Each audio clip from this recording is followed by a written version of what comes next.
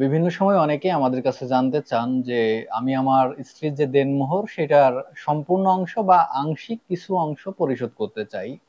তো সেক্ষেত্রে আমি কি করতে পারি, বা এই টাকাটা কিভাবে পরিশোধ করলে পরবর্তীতে আর কোনো আইনি ঝামেলা হবে না।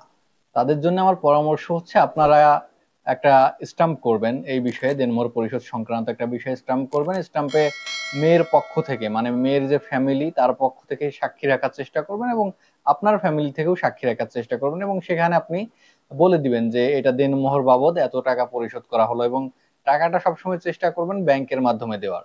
সেক্ষেত্রে ব্যাংকেও একটা প্রমাণ থাকবে।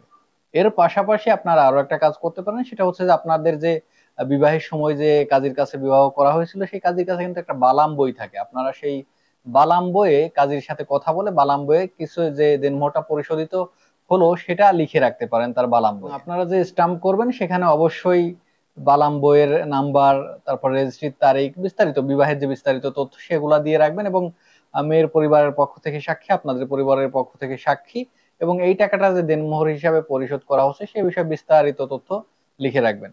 আর সবচেয়ে ভালো হয় এটা যদি একজন আইনজীবীর মাধ্যমে করানো হয়, কারণ অনেক সময় দেখা যায় যে আপনারা ব্যক্তিগতভাবে কাজগুলো করতে যেয়ে তারপর হচ্ছে এটা আইনানুগ যে সঠিক প্রক্রিয়া সেটা ফলো করা হয় না। অনেক সময় দেখা যায় সাদা কাগজে সাইন নিয়ে বসে আছে, তারপরে স্টাম্পের যে নিয়ম সেটা ঠিকভাবে ফলো করা হয় নাই, সাইন ঠিকভাবে নেওয়া হয় নাই, সাক্ষী যথাযথ সাক্ষীদেরকে নেওয়া হয় নাই।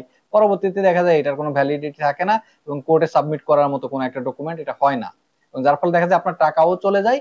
আলটিমেটলি আপনি পরবর্তীতে আবার দেনমোহরের মামলাতে আপনি ওটা প্রমাণ করতে পারেন না, যার ফলে আপনাকে আবার সেই দেনমোহরের টাকা পরিশোধ করা লাগে।